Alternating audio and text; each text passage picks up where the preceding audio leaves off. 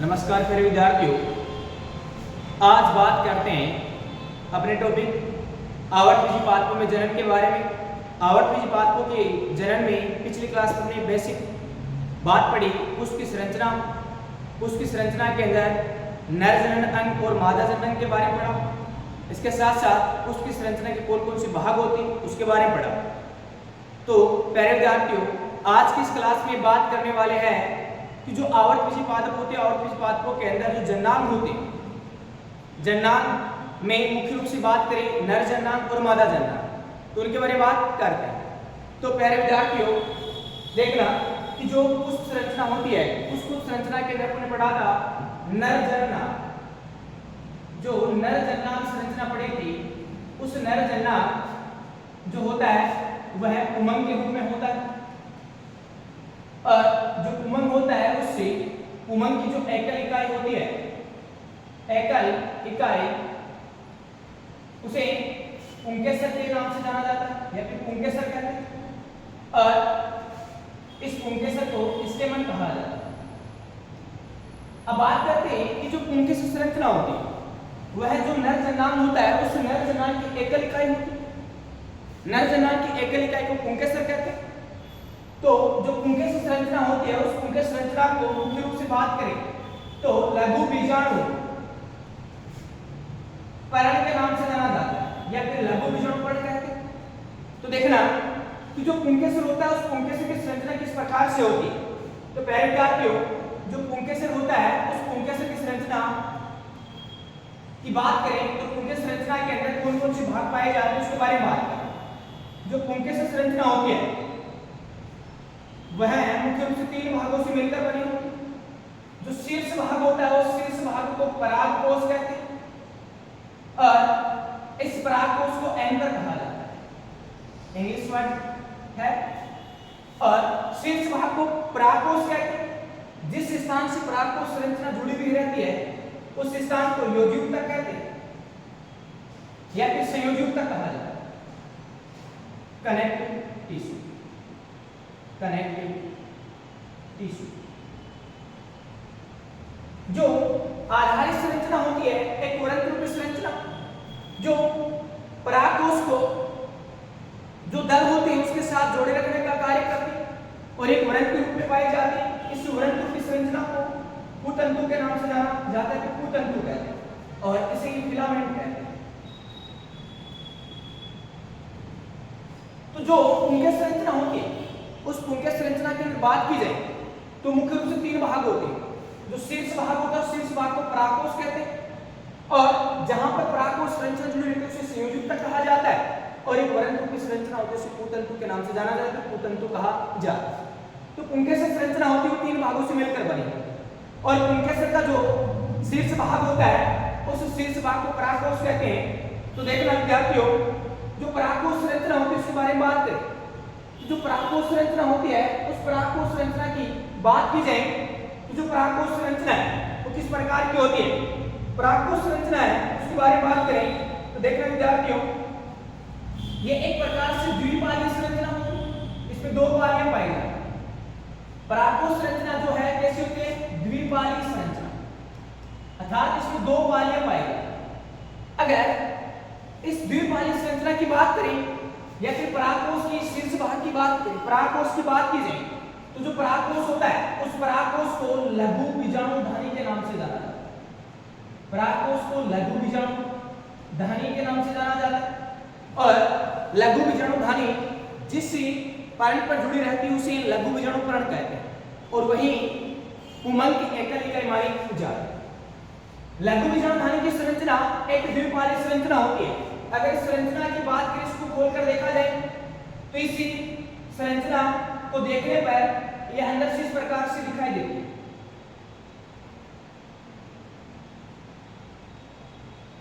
बीच के अंदर यहां पर योजयुक्तक जुड़े रहते हैं और 4 कोष्ठक रूपी संरचना पाई जाती है।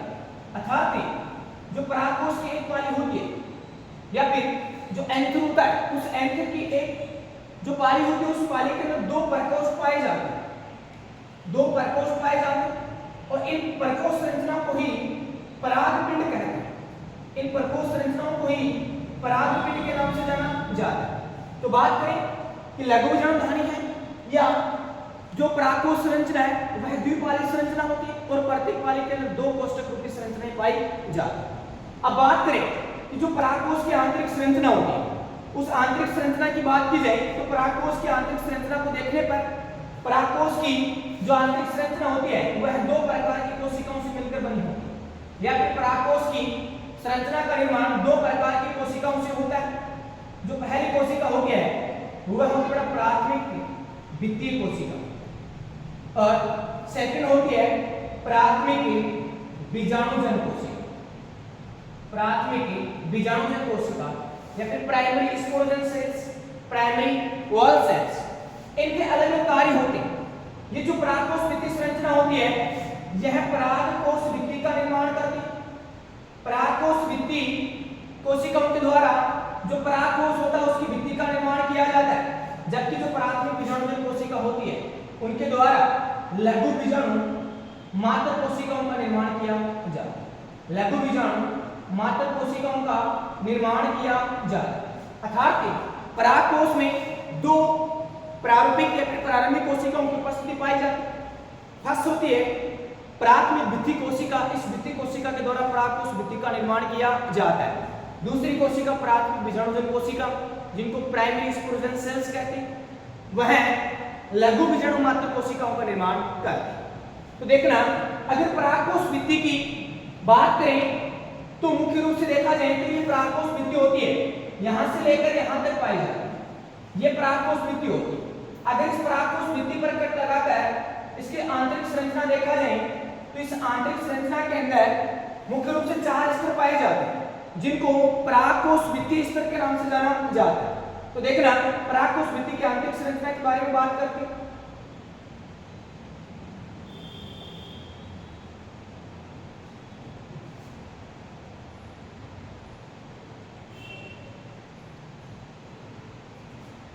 परागकोश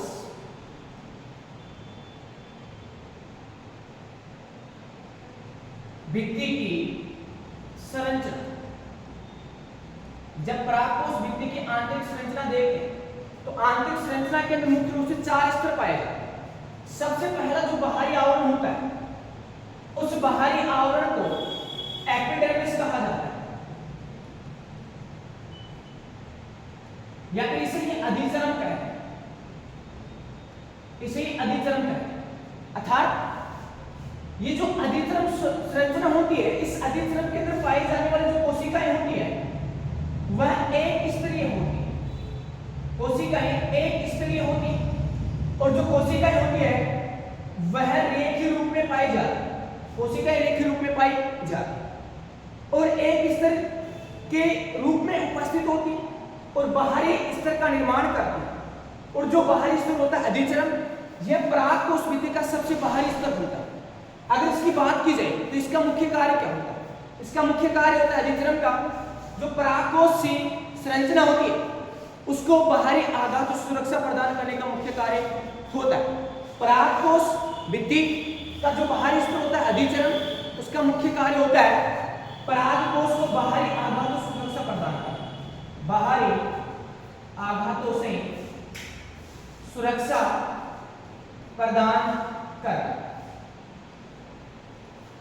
फिर बात करते हैं सेकेंड स्तर के बारे में जो इस एपिडर्मिस के ठीक नीचे पाया जाता है। अगर इस एपिडर्मिस के ठीक नीचे जो पाया जाता है होता है उसकी बात की जाए तो उसकी विशेषताओं के रूप में पढ़ा जाए तो देखना कि जो अधिचर्म का स्तर होता है निचला, उससे निचले स्तर के अंदर यू आकार की कोशिकाओं की उपस्थिति पाई जाती है और इसी यू आकार की कोशिकाओं की के द्वारा निर्मित जो स्तर होता है इस निर्मित स्तर को एंडोथीसियम स्तर कहते हैं। यह सेकंड स्तर है। इस सेकंड स्तर को एंडोथीसियम कहा जाता है।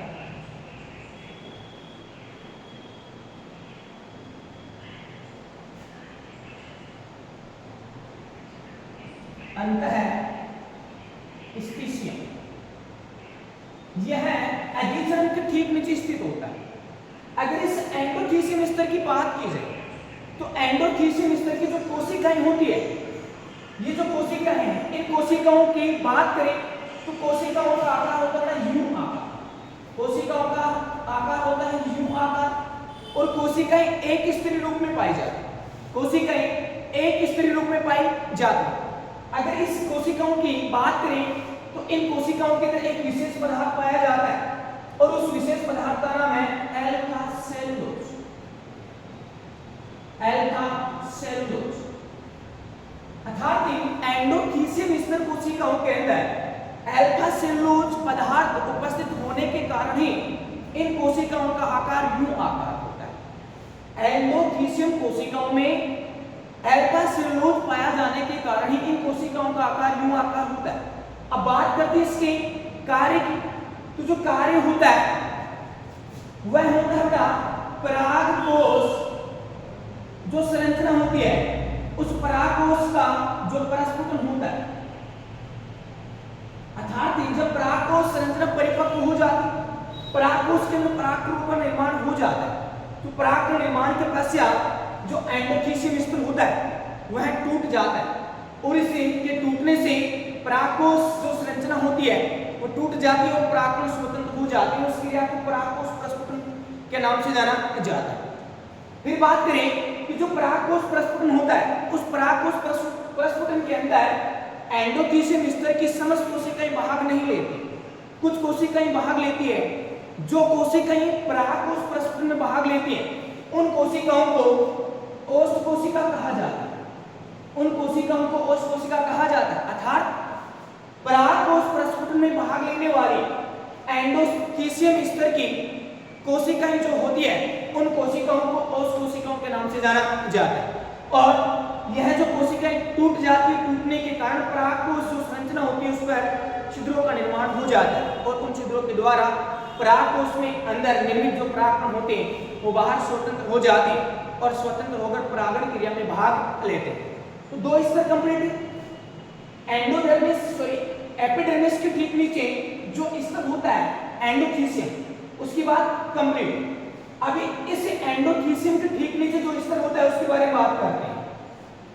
जो एंडोथीसियम स्तर होता है उस स्तर के ठीक नीचे जो स्तर पाया जाता है उसके बारे में बात करें तो देखना क्या जो स्तर होता है उस स्तर के अंदर या फिर वह स्तर होता है वह 1 से 3 कोशिकाओं के स्तरों के द्वारा निर्मित होता है। अर्थात इस स्तर के अंदर 1 से 3 कोशिकाओं के स्तर पाए जाते हैं या फिर 1 से 3 कोशिकाओं की परतें पाई जाती हैं। और इस 1 से 3 स्तरीय कोशिकाओं से जो निर्मित स्तर होता है उस निर्मित स्तर को मिडिल लेयर कहा जाता है, मिडिल लेयर कहा जाता है। अर्थात 1 से 3 स्तरीय कोशिकाओं का बना होता है और इस स्तर को मिडिल लेयर के नाम से जाना जाता है, फिर मिडिल लेयर कहते हैं, मिडिल लेयर या फिर मध्य परत, मध्य परत। यह एंडोथीसियम के ठीक नीचे पाए जाते हैं या फिर जो मध्य परत होती है उसके बारे में बात करें किस तरह स्तर होता है परागकोश भित्ति का। यह 1 से 3 कोशिकाओं के स्तरीय रूप में बना होता है और जो कोशिकाएं होती है वो छोटी होती है और कोशिकाओं की बात करें तो वह अल्पकालीन होती है या फिर लंबे समय तक जीवित रहती, कुछ समय पश्चात यह नष्ट हो जाती है। तो नष्ट होने के कारण जो मध्य परत स्तर होता है उसका कोई विशेष कार्य नहीं पाया जाता। जो सबसे आंतरिक स्तर होता है उसके बारे में बात करें तो जो सबसे आंतरिक स्तर होता है उसके बारे में बात करते हैं। तो देखना जो सबसे आंतरिक स्तर होता है वो किस प्रकार का पाया जाता है।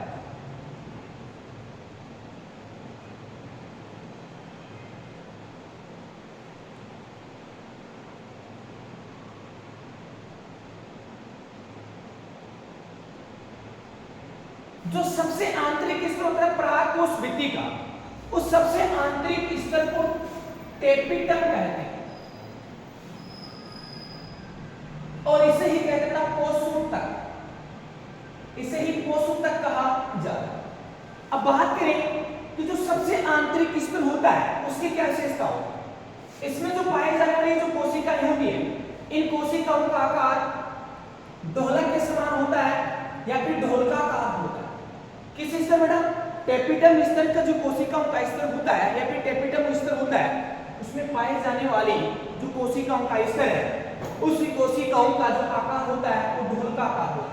अब बात करते हैं इन कोशिकाओं की विशेषता के बारे में कि कोशिकाओं का क्या विशेषता होती है, कोशिकाओं के अंदर कौन कौन से पदार्थ पाए जाते हैं। कोशिकाओं के अंदर कुछ विशिष्ट गोलाकार वसीय प्रकृति की संरचनाएं पाई जाती हैं और इनमें वसीय प्रकृति की संरचनाओं को प्रोयूबिस्काय संरचना कहते हैं। प्रोयूबिस्काय संरचना कहते हैं। प्रारंभिक संरचना होती है जो वसीय प्रकृति की होती है, गोलाकार संरचना, इन पर स्पोरोपोलिन नामक पदार्थ जमने लग जाता है। स्पोरोपोलिन पदार्थ जमने लग जाता है जिससे ये जो प्रोयूबिस्काय संरचनाएं होती है वह यूबिस्काय संरचनाओं में रूपांतरित हो जाती है और ये यूबिस्काय जो संरचनाएं होती है एक प्रकार से पोषक के रूप में कार्य करती है। तो बात करें कि जो टेपिटम स्तर होता है, टेपिटम स्तर के अंदर वसीय प्रकृति की संरचनाएं होती है वह प्रोयूबिस्काय के रूप से जानी जाती है जिस पर एक विशेष पदार्थ होता है स्पोरोपोलिन, जिसके जमने से ये यूबिस्काय में परिवर्तित हो जाती है और यूबिस्काय जो संरचना होती है वह एक पोषक पदार्थ के रूप में कार्य करती है। अब बात की जाए कि जो आंतरिक स्तर होता है उस आंतरिक स्तर के बारे में बात करें तो जो आंतरिक स्तर होता है उस आंतरिक स्तर के कार्य कौन कौन से हो सकते हैं, कि पोषक स्तर होता है उसके कौन से कार्य हो सकते हैं। जो टेपिटम होता है उस टेपिटम का जो प्राथमिक कार्य होता है, प्रमुख कार्य होता है वो होता है पोषण का कार्य। और पोषण किसको दिया जाता है, पराग कणों को, पराग कणों को पोषण देने का कार्य किया जाता है। इसके साथ साथ यह पराग कणों की सुरक्षा करती है, पराग कणों की सुरक्षा करती है। इसके साथ साथ जो पराग कण होते हैं इस पराग कण का जो बाहरी आवरण होता है उसका निर्माण किया जाता है। परागकण बाहरी आवरण का निर्माण, परागकण बाहरी आवरण का निर्माण। इसके साथ साथ एक विशेष पदार्थ होता है और उस विशेष पदार्थ का नाम है केलेज नामक पदार्थ। केलेज नामक पदार्थ, उस केलेज नामक पदार्थ का स्राव किया जाता है और केलेज नामक पदार्थ के स्राव के कारण जो पराग रूपी संरचना होती है स्वतंत्र हो जाती है और जो परागकण होते हैं वो प्रारंभ में एक समूह के रूप में पाए जाते हैं, लघु बीजाणु के रूप में पाए जाते हैं। और जैसे ही जो लघु बीजाणु होते हैं वह केलेज एंजाइम के कार्य करने से उन पर बाहरी जो आवरण होता है केलोज के द्वारा निर्मित होता है वो अपघटित हो जाता है और अपघटित होने से जो लघु बीजाणु होते हैं स्वतंत्र अवस्था में आ जाते हैं और उन स्वतंत्र एकरूपी संरचनाओं को परागकण के नाम से जाना जाता है। तो बात करें कि जो टेपिटम स्तर होता है उसके मुख्य रूप से कार्य कौन कौन से होते हैं। पहला कार्य होता है परागकणों को पोषण प्रदान करना, दूसरा सुरक्षा प्रदान करना और तीसरा होता है परागकण का बाहरी आवरण का निर्माण करना और एक विशेष पदार्थ केलेज का स्राव करना। तो ये चार स्तर परागकोश भित्ति के चार स्तर हो गए। पहला स्तर एपिडर्मिस, दूसरा एंडोथेलियम, तीसरा मिडिल है और जो चौथा स्तर होता है सबसे आंतरिक स्तर उसे कोशोस्तक के नाम से जाना जाता है। इस कोशोस्तक के अंदर ही जो प्राथमिक बीजाणुजन कोशिकाएं होती है उनकी उपस्थिति पाई जाती है। यहाँ पर कोशिकाओं की उपस्थिति पाई जाती है और इन कोशिकाओं को ही प्राइमरी स्पोरोजन सेल्स या फिर प्राथमिक बीजाणुजन कोशिका कहते हैं। प्राइमरी स्पोरोजन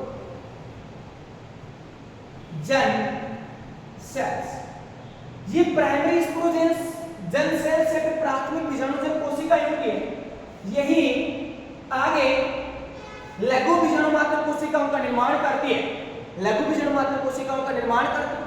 तो देखना पहले विद्यार्थियों आज की क्लास के अंदर अपने पढ़ा पुंकेसर की संरचना, पुंकेसर संरचना के अंदर परागकोश की संरचना पढ़ी, परागकोश की आंतरिक संरचना पढ़ी, परागकोश की भित्ति के कौन कौन से स्तर पाए जाते हैं। तो आगे की जो क्लास होगी उस आगे क्लास के अंदर पढ़ेंगे प्राथमिक बीजाणुजन कोशिकाओं से लघु बीजाणु मात्र कोशिकाओं का निर्माण किस प्रकार से होता है और लघु बीजाणु मात्र कोशिकाओं से लघु बीजाणु का निर्माण किस प्रकार से होता है। तो बेटा आगे की क्लास में हम बात करते हैं। आज की क्लास में इतना ही, सभी को धन्यवाद।